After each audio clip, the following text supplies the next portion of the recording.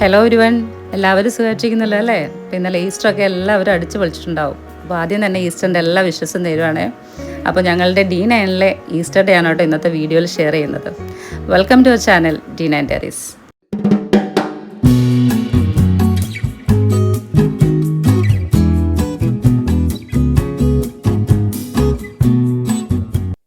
ഇപ്പോൾ സമയം ഒരു 11 മണിയായിട്ടുണ്ട് കേട്ടോ. അപ്പോൾ പാതിരാ കുർബാന കഴിഞ്ഞിട്ടാണ് നമ്മൾ ഇന്നലെ കിടന്നത്. അപ്പോൾ അത് കാരണം എല്ലാവരും ലേറ്റായിട്ട് എഴുന്നേറ്റത്. ദാവീദ് ഇതുവരെ എഴുന്നേറ്റിട്ടില്ല. അപ്പോൾ ബ്രേക്ക്ഫാസ്റ്റിനുള്ള സ്റ്റൂവൊക്കെ നമ്മൾ തലേദിവസം തന്നെ റെഡിയാക്കി വെച്ചിട്ടുണ്ടായിരുന്നു. അപ്പോൾ അതെല്ലാം ചൂടാക്കി നമ്മൾ ബ്രേക്ക്ഫാസ്റ്റ് കഴിക്കാനുള്ള ഒക്കെ റെഡിയാക്കണം. അപ്പോൾ ദാവീദിനെ വിളിച്ച് ബ്രഷ് ചെയ്യിപ്പിച്ച് ഫ്രഷാക്കി കൊണ്ടുവന്നിട്ടുണ്ട്. അപ്പോൾ ഞങ്ങൾ ഈസ്റ്റർ ബ്രേക്ക്ഫാസ്റ്റ് ആണ് കേട്ടോ. അപ്പോൾ ഷൈജു ആണ് ഞങ്ങൾക്ക് സെർവ് ചെയ്ത് തരുന്നത്. ഷൈജുവിന് ഈ ഫുഡ് ഉണ്ടാക്കുക, അത് നന്നായിട്ട് പ്രസൻറ്റ് ചെയ്യുക, അത് സെർവ് ചെയ്യുക, അതൊക്കെ ഭയങ്കര ഇഷ്ടമുള്ള കാര്യമാണ്. അപ്പോൾ ഇങ്ങനെ എന്തെങ്കിലും വിശേഷ ദിവസങ്ങളൊക്കെ വരുമ്പോഴത്തേക്ക് ഷൈജു ഞങ്ങൾക്ക് സെർവ് ചെയ്തൊക്കെ തരും.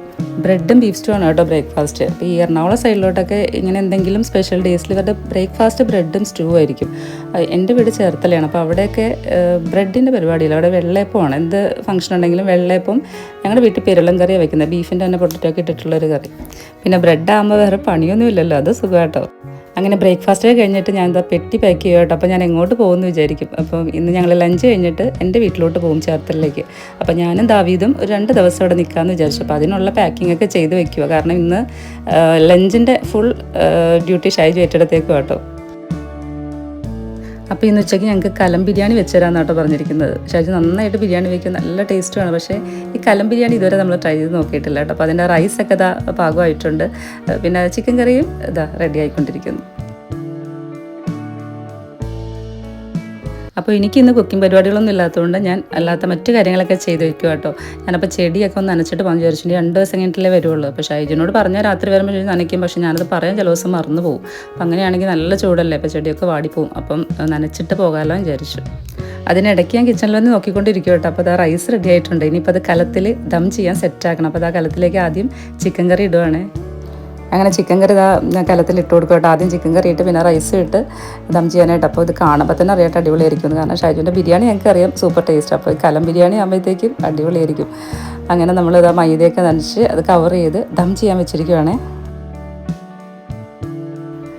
ഇതാണ് നമ്മുടെ അടുത്ത താരം, ചിക്കൻ ഗ്രില്ല് ചെയ്യാമെന്ന് വിചാരിച്ചു. അപ്പോൾ ചിക്കൻ നമ്മളിടയ്ക്ക് ഗ്രില്ല് ചെയ്യാറുണ്ട്, പക്ഷേ ഇതേപോലെ ഫുള്ളായിട്ട് ചെയ്ത് നോക്കിയിട്ടില്ല. അപ്പോൾ അതും ചെയ്ത് നോക്കുവാണേ.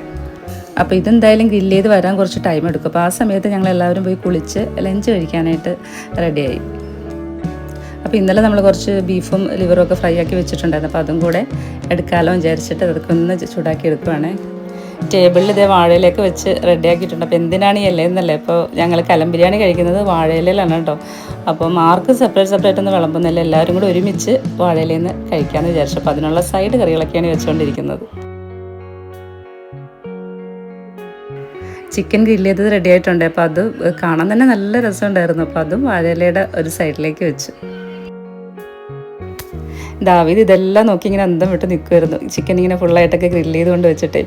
അപ്പോൾ ഇനി ഞങ്ങളുടെ കലം ബിരിയാണി പൊട്ടിക്കാനുള്ള സമയം കേട്ടോ. അപ്പോൾ അത് പൊട്ടിച്ചപ്പോൾ ദാവീദ് ഒന്ന് സ്മെല്ല് ചെയ്ത് നോക്കുക. ദാവീദ് എന്ത് ഫുഡ് കണ്ടാലും ആദ്യം ഒന്ന് സ്മെല്ല് ചെയ്ത് നോക്കും.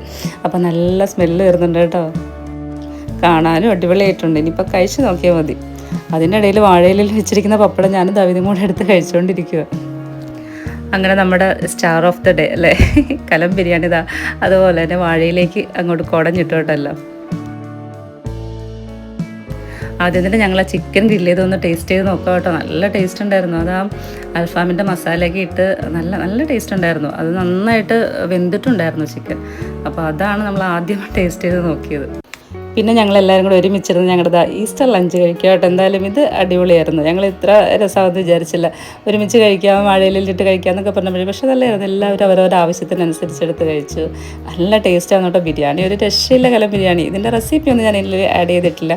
ഞാൻ ബിരിയാണിയുടെ ഷൈജു ഉണ്ടാക്കുന്ന ബിരിയാണിയുടെ റെസിപ്പി ഒരു ദിവസം ഇടാം കേട്ടോ. അപ്പോൾ എന്തായാലും ഞങ്ങളുടെ ഈസ്റ്റർ ലഞ്ച് അടിപൊളിയായിരുന്നു. ഇങ്ങനെ വല്ലപ്പോഴൊക്കെ ഒരിക്കൽ വാഴയിലയിൽ ഫുഡൊക്കെ വെച്ചിട്ട് വീട്ടിലെല്ലാവരും കൂടെ ഒരുമിച്ചൊക്കെ ഇരുന്ന് കഴിച്ചു നോക്കണം കേട്ടോ. അടിപൊളിയായിരിക്കും. അങ്ങനെ ഞങ്ങളുടെ ഈസ്റ്റർ ലഞ്ച് ഫിനിഷ് ആയിട്ടുണ്ട് കേട്ടോ. അപ്പം ചിക്കൻ ഗ്രില്ല് ചെയ്തത് ഫുള്ള് ഞങ്ങൾക്ക് കഴിക്കാൻ പറ്റില്ല. അപ്പോൾ ബാക്കിയെല്ലാം കഴിച്ച് നമ്മുടെ വയറും ഫില്ലായി, മനസ്സും നിറഞ്ഞു. അങ്ങനെ ലഞ്ചൊക്കെ കഴിഞ്ഞ് എനിക്ക് കുറച്ച് ക്ലീനിങ് കാര്യങ്ങളൊക്കെ ഉണ്ടായി. അപ്പോൾ 2 ദിവസം ഞാൻ ഉണ്ടാവാത്ത കാരണം എല്ലാം ഫ്ലാറ്റ് ഫുള്ളൊന്ന് ക്ലീൻ ആക്കണമായിരുന്നു. അപ്പം പാത്രങ്ങൾ കഴിയാൻ വളരെ കുറവായിരുന്നു വാഴയിലയിൽ കഴിച്ചുകൊണ്ട്. ബാക്കി ചൂടാക്കിയ കുറച്ച് പാത്രങ്ങളും അങ്ങനെ അതെല്ലാം ക്ലീൻ ആക്കി ഇനി ചേർത്തലിലേക്ക് പോകാൻ പോവാണ്. അപ്പോൾ ഇത്രയാണ് നമ്മുടെ D9ലെ ഈസ്റ്റർ വിശേഷങ്ങൾ. അപ്പോൾ വീഡിയോ ഇഷ്ടമായിട്ടുണ്ടെങ്കിൽ സപ്പോർട്ട് ചെയ്യണം കേട്ടോ. Thank you for watching this video.